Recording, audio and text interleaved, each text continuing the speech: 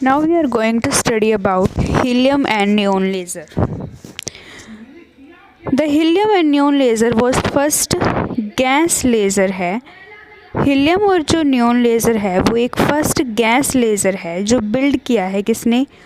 अली जवान ने and his coworkers और उसके कोवर्कर्स ने एट बेल टेलीफोन लेबोरेटरीज़ में यूएसए में 1961 में जो हीलियम नियॉन लेज़र है वो एक फर्स्ट लेज़र है जो किसने बिल्ड किया है? अली जवान ने और उसके कोवर्कर्स ने। कहाँ पे? बेल टेलीफोन लेबोरेटरीज़ में यूएसए में। और कब? 1961 में। हीलियम नियॉन लेज़र क्या हैं? फर्स्ट गैस लेज़र हैं जो बिल्ड किए गए हैं अली जवान और उसके कोवर्कर्स के द्वारा at Bell telephone laboratories USA में इन 1961। कंस्ट्रक्शन के बारे में पढ़ेंगे इसकी। Helium neon laser consist of a long discharge tube. जो हीलियम नियॉन लेज़र हैं उसके अंदर क्या होती है? लॉन्ग डिस्चार्ज ट्यूब होती है जिसकी लेंथ कितनी होती है? 50 सेंटीमीटर और डायमीटर कितना होता है? 1 सेंटीमीटर। जो हीलियम नियॉन लेज़र होता है वो किससे कंसिस्ट होता है? लॉन्ग डिस्चार्ज ट्यूब से। लॉन्ग डिस्चार्ज ट्यूब्स जिसकी लेंथ कितनी है? 50 सेंटीमीटर एंड डायमीटर क्या है? 1 centimetre. The tube is filled with a mixture of helium and neon in the ratio 10:1। जो ट्यूब होती है वो हीलियम और नियॉन के मिक्सचर के साथ फिल्ड होती है और वो किस रेशो में होती है? 10:1 में। ठीक है। हीलियम नियॉन लेज़र होता है वो लार्ज डिस्चार्ज ट्यूब से कंसिस्ट होता है जिसकी लेंथ 50 सेंटीमीटर होती है और डायमीटर 1 सेंटीमीटर होता है। और जो ट्यूब है उसके अंदर मिक्सचर होता है हीलियम और नियॉन का किस रेशो में? 10:1 में। The optimum ratio is found to be 7:1। जो ऑप्टिमम रेशो पाई जाती है वो कितनी होती है? 7:1। जो ऑप्टिमम रेशो होती है वो कितनी होती है? 7:1। The pressure inside the tube is about 1 mm of mercury. जो प्रेशर है ट्यूब के अंदर वो कितना होगा? 1 mm होगा किसका? मर्करी का। जो प्रेशर होगा ट्यूब के अंदर वो कितना होगा? 1 mm होगा किसका? मर्करी का। जो प्रेशर होगा ट्यूब के अंदर वो 1 mm होगा किसका? मर्करी का। A set of mirror is fixed at both ends of tube. एक सेट होगा मिरर का, उसको दोनों एंड की तरफ ट्यूब के क्या कर देंगे? फिक्स्ड कर देंगे। फॉर्मिंग ए रेजोनेंट कैविटी और वो क्या करेगी? एक रेजोनेंट कैविटी को क्या करेगी? फॉर्म करेगी। सेट ऑफ मिरर्स होंगे उनको क्या किया जाएगा? फिक्स किया जाएगा ट्यूब के एंड्स पे जो एक रेजोनेंट कैविटी को क्या करेगी? फॉर्म्ड करेगी। वो क्या करेगी? एक रेजोनेंट कैविटी को फॉर्म्ड करेगी। One mirror is very highly reflecting. जो एक मिरर होगा वो हाईली रिफ्लेक्टिंग होगा। While the other is partially transparent. जो दूसरा मिरर होगा वो क्या होगा? पार्शली ट्रांसपेरेंट होगा। So that the energy may be coupled out of the system. ताकि क्या कर सके? एनर्जी को सिस्टम से बाहर निकाल सके। ठीक है। जो ऑप्टिमम रेशो होगी वो कितनी फाउंड होगी? 7:1। जो प्रेशर होगा ट्यूब के अंदर वो 1 mm होगा मर्करी का। और एक सेट ऑफ मिरर को हम फिक्स कर देंगे बोथ एंड्स ऑफ ट्यूब पे जिससे एक रेजोनेंट कैविटी बनेगी। 1 मिरर होगा वो हाईली रिफ्लेक्टिंग होगा और जो दूसरा मिरर होगा वो पार्शली ट्रांसपेरेंट होगा। सो दैट जो एनर्जी है उसको क्या कर सकें? बाहर निकाल सके। आउट ऑफ द सिस्टम से क्या निकाल सके? बाहर निकाल सके। The system diagram of helium neon laser is shown in figure. जो सिस्टमेटिक डायग्राम होगा हीलियम नियॉन लेज़र का वो फिगर में है शोन। जो सिस्टमेटिक डायग्राम है हीलियम नियॉन लेज़र का वो फिगर में शोन है कि जो हीलियम नियॉन लेज़र है वो एक फर्स्ट गैस लेज़र है जो अली जवान और उसके कोवर्कर ने बेल टेलीफोन लेबोरेटरीज़ में यूएसए में 1961 में बिल्ड किया था। कंस्ट्रक्शन क्या होगी, हीलियम नियॉन लेज़र क्या होता है, एक लॉन्ग डिस्चार्ज ट्यूब से कंसिस्ट होती है जिसकी लेंथ 50 सेंटीमीटर होती है और डायमीटर 1 सेंटीमीटर होती है। जो ट्यूब है उसके अंदर मिक्सचर होता है हीलियम और नियॉन का 10:1 रेशो में। जो ऑप्टिमम रेशो है वो फाउंड कितनी होती है, 7:1। जो प्रेशर होता है ट्यूब के अंदर वो कितना होता है, 1 mm होता है किसका, मरकरी का। और एक सेट ऑफ मिरर है उसको फिक्स किया जाता है बोथ एंड्स ऑफ ट्यूब पे, जिससे एक रेजोनेंट कैविटी बनती है। जो एक मिरर होता है वो हाईली रिफ्लेक्टिंग होता है और जो दूसरा मिरर होता है वो पार्शली ट्रांसपेरेंट होता है, सो दैट जो एनर्जी है वो कपल्ड हो जाए आउट ऑफ द सिस्टम।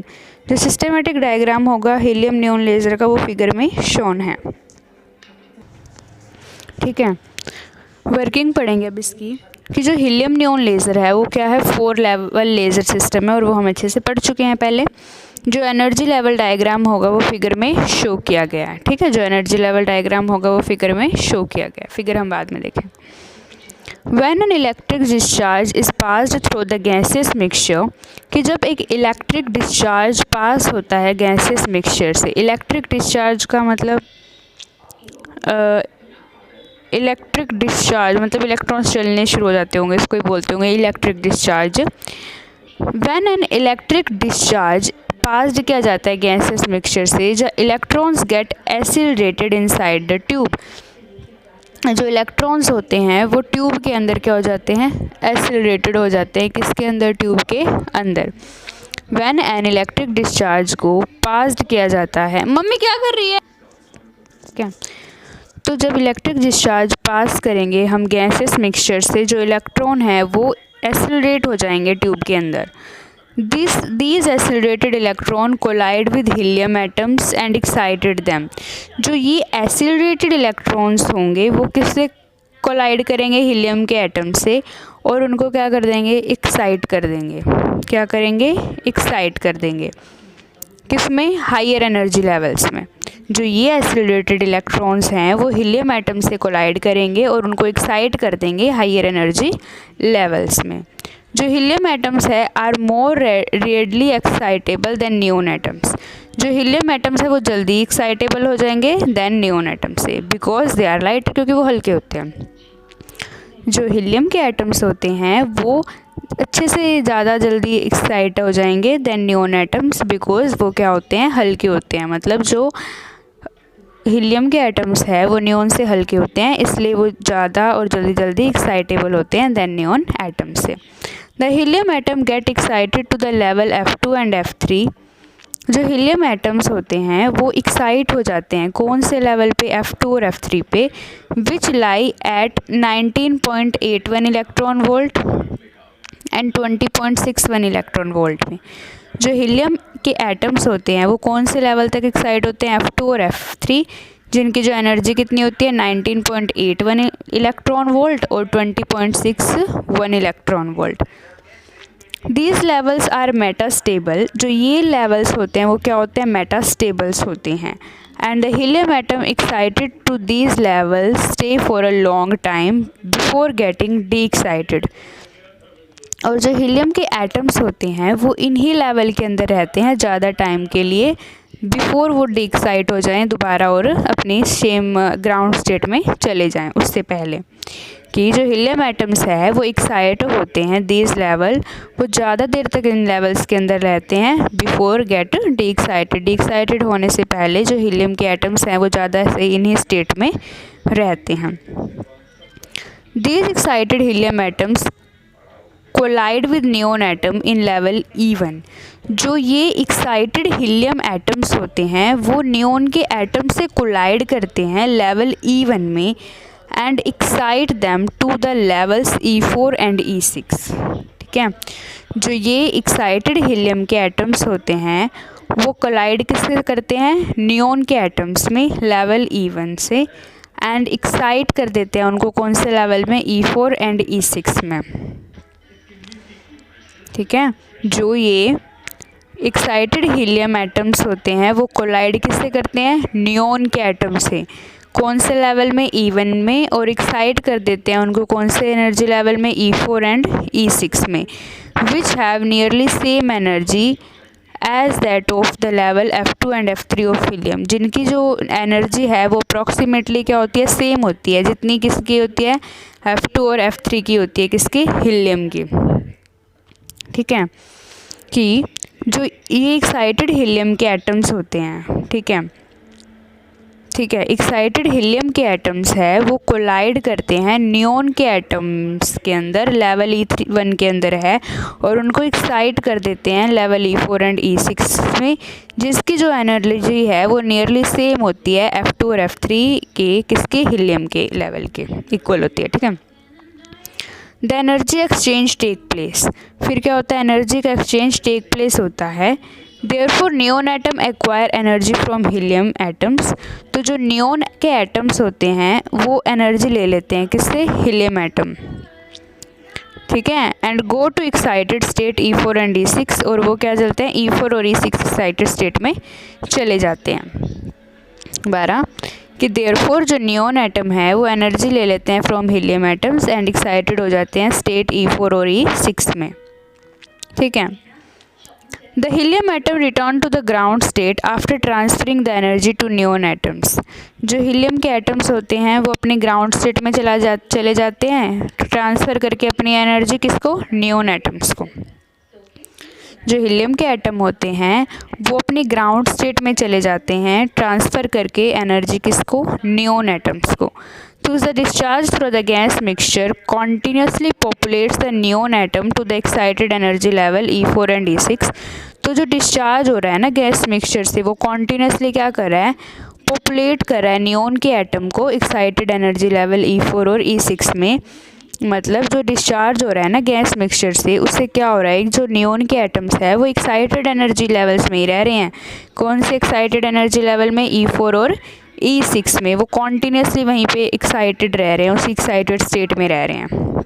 कौन सी स्टेट में, E4 और E6। कौन से एटम, नियॉन के एटम्स, नियॉन के एटम्स एक्साइटेड एनर्जी स्टेट में रह रहे हैं, कौन से, E4 और E6, किसकी वजह से, जो डिस्चार्ज हो रहा है गैस मिक्सचर का, और वो क्या हो रहा है, कॉन्टीन्यूसली हो रहा है। ठीक है, कि जो हीलियम एटम है वो रिटर्न करेंगे ground state after transferring the energy to neon atoms, और जो डिस्चार्ज हो रहा है गैस मिक्सचर का कॉन्टीन्यूसली, वो क्या करेगा, पॉपुलेट करा है नियॉन एटम को excited energy level E4 and E6। मतलब वहाँ पे ख़त्म ही नहीं हो रहे उस एनर्जी लेवल में, जो नियॉन एटम है वो कॉन्टीन्यूसली जाए जा रहे हैं, तो वहाँ पे ख़त्म ही नहीं हो रहे। This create a state of population inversion, इससे क्या होगी, एक पॉपुलेशन इन्वर्जन की स्टेट क्या हो जाएगी, क्रिएट हो जाएगी। कौन सी एनर्जी में, E6 E5 में, किसके बीच में, E6 और E5 के बीच में। E3 level and between E4 and E3 level, E3 levels के अंदर और E4 और E3 लेवल्स के बिटवीन। तो क्या हो जाएगी, एक स्टेट ऑफ पॉपुलेशन इन्वर्जन हो जाएगी between E6 and E5, E3 levels and between E4 and E3 levels, E3 level और E4 और E3 लेवल्स के बीच में क्या हो जाएगी, एक पॉपुलेशन इन्वर्जन हो जाएगी। पॉपुलेशन इन्वर्जन किस किस के अंदर होगी, E6 और E5 के बीच में, और E3 लेवल्स और E4 एंड E3 लेवल्स के बीच में। The transition from E6 to E5, E4 to E3 and E6 to E3 led to emission of radiation। जो ट्रांजिशन होगा कहाँ से तक, 65, 43 एंड 63।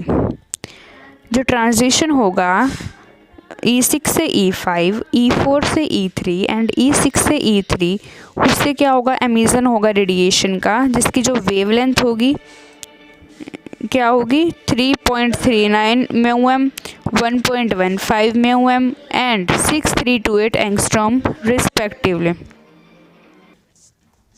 ठीक है, it may be noted that, इसको हम नोट कर सकते हैं कि जो फर्स्ट 2 ट्रांजिशन हो रही हैं, कौन कौन सी, 3.39 mm एंड म्यूएम आएगा और 1.15 म्यूएम, कोरस्पॉन्ड किसको करेंगे, ये इंफ्रारेड रीजन को।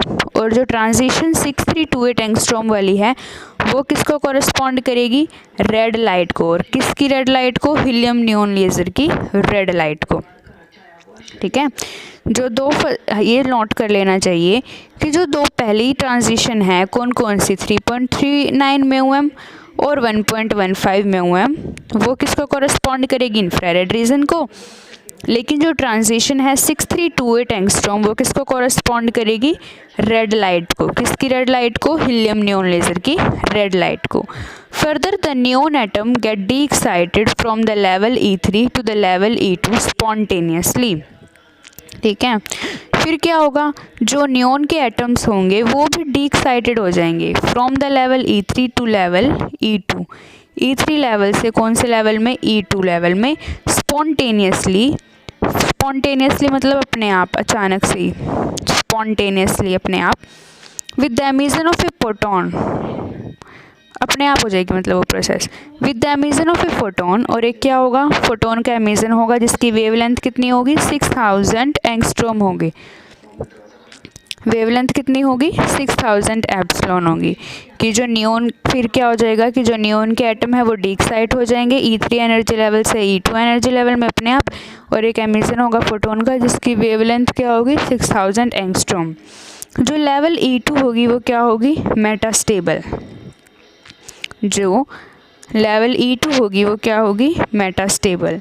देयरफॉर जो neon atom tend to accumulate at this level once again, इसीलिए जो नियॉन के एटम है वो इसी लेवल पे दोबारा आ जाएंगे। जो नियॉन के एटम हैं वो इस लेवल में दोबारा आ जाएंगे। Therefore neon atom tend to accumulate at this level once again, या फिर वो कोशिश करेंगे कि उसी लेवल में दोबारा आ जाएं। देयरफॉर जो नियॉन एटम है वो टेंड करेंगे इसी लेवल में दोबारा आने की। However when they drift towards the discharge tube wall, जब वो डिस्चार्ज ट्यूब वॉल की तरफ जाते हैं, ड्रिफ्ट करते हैं, जब वो क्या करते हैं, ड्रिफ्ट करते हैं डिस्चार्ज ट्यूब्स की तरफ, वॉल की तरफ, और कोलाइड करते हैं, they get de excited to the level E1, और वो फिर क्या करते हैं, डी एक्साइट होके E1 लेवल में चले जाते हैं। ठीक है, कि जब ये ड्रिफ्ट होते हैं डिस्चार्ज ट्यूब वॉल की तरफ और कोलाइड करते हैं तो वो डी एक्साइट हो जाते हैं लेवल E1 में। ठीक है, कि जब ये ड्रिफ्ट करते हैं डिस्चार्ज ट्यूब की वॉल की तरफ और कोलाइड करते हैं उससे तो वो डी एक्साइट होते हैं कौन सी एनर्जी में, E1 एनर्जी में। The helium neon laser gives output, जो हीलियम नियॉन लेज़र है वो आउटपुट देगा as the neon atoms are excited to the higher energy level. जब जो नियॉन एटम्स है वो क्या होंगे, एक्साइट हो जाएंगे हायर एनर्जी लेवल में कॉन्टिन्यूसली थ्रू कोलिजन, कोलिजन के कॉन्टिन्यूसली, जब कोलिजन क्या रहेगा, चलता रहेगा। जो हीलियम नियॉन लेज़र है वो क्या करेगा, आउटपुट देगा as neon atoms are excited to the higher energy level. जब जो नियॉन के एटम्स हैं वो एक्साइट होंगे higher energy level continuously through collision, continuously जब वो क्या करेंगे, कोलिजन करेंगे। ठीक है, जो हीलियम नियॉन लेज़र है वो आउटपुट देगा एज जो नियॉन के एटम्स हैं वो एक्साइट हो जाएंगे हायर एनर्जी लेवल में कॉन्टिन्यूसली थ्रू कोलिजन से। ठीक है, जो हीलियम नियॉन के लेज़र हैं वो आउटपुट देंगे जब नियॉन एटम्स क्या होंगे, एक्साइट हो जाएंगे हायर एनर्जी लेवल में कॉन्टिन्यूसली कोलिजन के थ्रू। जो हीलियम नियॉन लेज़र है वो कब आउटपुट देंगे, जब जो नियॉन एटम है वो हायर एनर्जी लेवल में एक्साइट हो जाएंगे कॉन्टिन्यूसली, कैसे, कोलिजन से। अब The laser light emitted from gas laser such as helium neon laser is more directional and monochromatic। जो लेज़र लाइट है जो गैस लेज़र से एमिट हुई है, गैस लेज़र कौन सा, जैसे हीलियम नियॉन लेज़र, वो क्या होती है, मोर डायरेक्शनल होती है और मोनोक्रोमेटिक होती है। मोर डायरेक्शनल होती है और मोनोक्रोमेटिक होती है than that obtain from solid state laser. किसके कंपैरिजन में, जो एक सॉलिड स्टेट लेज़र के कंपैरिजन में क्या होती है, मोर डायरेक्शनल होती है और मोनोक्रोमेटिक होती है। जो लेज़र लाइट है एमिट होती है गैस लेज़र से वो मोर डायरेक्शनल होती है और मोनोक्रोमेटिक होती है। देन जो किससे बनती है, सॉलिड स्टेट लेज़र से बनती है। This is because the various defects can be present in the solid. ऐसा क्यों होता है, बिकॉज जो वेरियस डिफेक्ट हैं वो प्रेजेंट हो सकते हैं सॉलिड के अंदर। वेरियस डिफेक्ट्स बोल सकते हैं या फिर इम्परफेक्शंस बोल सकते हैं जो क्या होती है सॉलिड्स के अंदर प्रेजेंट होती हैं। This is because various defects हैं या फिर इम्परफेक्शंस हैं जो प्रेजेंट होती हैं inside the solid. The gas laser can supply A continuous beam of laser light, कि जो गैस के लेज़र हैं वो क्या कर सकते हैं, कॉन्टीन्यूस बीम दे सकते हैं लेज़र लाइट की, without need of any cooling arrangement, कि कूलिंग अरेंजमेंट की नीड के बिना। ठीक है, कि जो गैस लेज़र हैं वो सप्लाई कर सकते हैं continuous beam of laser light की कॉन्टीन्यूस बीम को सप्लाई कर सकते हैं कौन, gas lasers, without need of any cooling arrangements, किसी भी कूलिंग अरेंजमेंट्स की ज़रूरत के बिना।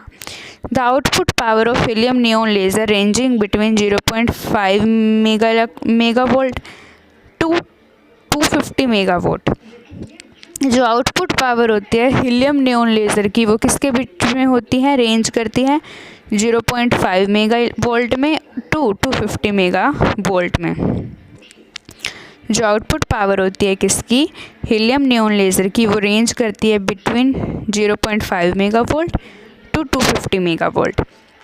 जो लेज़र लाइट एमिट होती हैं gas laser such as helium neon laser, वो मोर डायरेक्शन होती है और मोनोक्रोमेटिक होती है देन जो ऑब्टेन होती है from solid state laser. This is because जो वेरियस डिफेक्ट्स हैं वो प्रेजेंट हो सकते हैं सॉलिड के अंदर। जो गैस लेज़र है वो क्या कर सकते हैं, सप्लाई कर सकता है continuous beam of laser light without need of any cooling arrangements. जो आउटपुट पावर होती है हीलियम नियॉन लेज़र की वो रेंज करती है बिटवीन 0.5 मेगावोल्ट से 250 मेगावोल्ट के बीच में। अब एडवांटेजेस क्या है हीलियम नियॉन लेज़र की, it operates in A continuous wave mode, ये कॉन्टीन्यूस वेव मोड में ऑपरेट होता है। It has high stability of frequency, इसकी क्या होती है, स्टेबिलिटी ऑफ फ्रीक्वेंसी क्या होती है, हाई होती है। The laser beam is more chromatic, जो लेज़र बीम है वो बहुत ज़्यादा मोनोक्रोमेटिक होती है एंड मोर डायरेक्शनल होती है देन सॉलिड स्टेट लेज़र से। एडवांटेजेस क्या हैं हीलियम नियॉन लेज़र की, इट ऑपरेट्स होती है कॉन्टीन्यूस वेव मोड में, इट हैज़ हाई स्टेबिलिटी होती है फ्रीक्वेंसी की, the laser beam is more monochromatic and more directional than solid state lasers. No cooling arrangement is required होता है और ये लेस एक्सपेंसिव होती है, स्मॉल होती है और कॉम्पैक्ट होती है, लॉन्गर लाइफ होती है और यूजुअली कितनी होती है 50,000 हावर्स या फिर उससे ज़्यादा के लिए इसकी लाइफ होती है। ठीक है, नो कूलिंग अरेंजमेंट रिक्वायर्ड होती है, लेस एक्सपेंसिव होते हैं, स्मॉल और कॉम्पैक्ट होते हैं और लॉन्गर लाइफ होती है, यूजुअली कितनी 50,000 हावर्स और मोर। ड्रॉबैक क्या है हीलियम नियॉन लेज़र के, इसको हाई वोल्टेज चाहिए ऑपरेशन के लिए और आउटपुट पावर क्या होती है, लो होती है और लो गेन डिवाइस होता है। इसको हाई वोल्टेज चाहिए ऑपरेशन के लिए और इसकी आउटपुट पावर लो होती है और लो गेन डिवाइस है ये। एप्लीकेशन क्या है हीलियम नियॉन लेज़र की, हीलियम नियॉन लेज़र हैं वो उसको यूज़ करते हैं इंडस्ट्री में और they are used in scientific instruments में और गन्स में फॉर टारगेट करने के लिए और in supermarket to read bar codes और QR कोड्स को यूज़ करने के लिए भी किसको यूज़ करते हैं, हीलियम नियॉन लेज़र को। एप्लीकेशन क्या है हीलियम नियॉन लेज़र की, helium neon laser are used in industries, scientific instruments, guns for targeting और सुपरमार्केट में टू रीड करने के लिए बार कोड्स और QR कोड्स को। हीलियम नियॉन लेज़र देखो, the helium neon laser was first gas laser build by Ali Javan and his coworkers at Bell telephone Laboratories in USA in 1961. Construction. Helium neon gas laser consists of a long discharge tube of length about 50 cm and diameter 1 cm. The tube is filled with mixture of helium and neon in the ratio 10:1. The optimum ratio is found to be 7:1. The pressure inside the tube is about 1 mm of mercury. A set of mirrors is fixed at both ends of tube forming a resonant cavity. One mirror is very highly reflecting while the other is partially transparent, so that the energy may be coupled out of the system. The systematic diagram of helium neon laser is shown in figure. The schematic diagram होगा helium neon laser का, वो figure में show है। Working. Helium neon laser is 4-level laser system. The energy level diagram is shown in figure. With an electric discharge is passed through the gaseous mixtures, the electrons get accelerated inside the tube. These accelerated electrons collide with the helium atoms and excited them to the higher energy levels. The helium atoms are more rarely excitable than neon atoms because they are lighter. The helium atoms get excited to the level F2 and F3, which lie at 19.81 electron volt and 20.61 electron volt. These levels are metastable, and the helium atoms excited to these levels stay for a long time before getting de-excited. These excited helium atoms collide with neon atoms in level E1 and excite them to the levels E4 and E6, which have nearly same energy as that of the levels F2 and F3 of helium. The energy exchange takes place. Therefore, neon atoms acquire energy from helium atoms and go to excited state E4 and E6. The helium atom returns to the ground state after transferring the energy to neon atoms. Thus, the discharge through the gas mixture continuously populates the neon atoms to the excited energy levels E4 and E6. This creates a state of population inversion between E6 and E5, E3 levels, and between E4 and E3 levels. The transitions from E6 to E5, E4 to E3, and E6 to E3 led to emission of radiation having wavelength 3.39 μm, 1.15 μm, and 6328 angstrom respectively. It may be noted that the first two transitions correspond to the infrared region. The transition 6328 angstrom corresponds to the red light of helium neon laser. Further, the neon atoms get de-excited from the level E3 to the level E2 spontaneously with the emission of a photon of wavelength 6000 angstrom. The level E2 is metastable, therefore neon atoms tends to accumulate at this level once again. However, when they drift toward the discharged tube wall and collide with it, they get de-excited to the level E1. The helium neon laser gives output as the neon atoms are excited to the higher energy level continuously through collisions. The laser light emitted from gas laser is more directional and monochromatic than that obtained from the solid state lasers. This is because of the various defects can be present in the solids. The gas lasers can supply a continuous beam of laser light without need of any cooling arrangements. The output power of helium neon laser ranging between 0.5 megavolt to 250 megavolt. Advantages of helium neon laser: it operates in a continuous wave mode. It has high stability of frequency. The laser beam is more monochromatic and more directional than solid state lasers. No cooling arrangement is required. It is less expensive. They are small and compact. They have longer life, usually 50,000 hours or more. Drawbacks of helium neon laser: it requires high voltage for its operation. Its output power is lower. It is low gain device.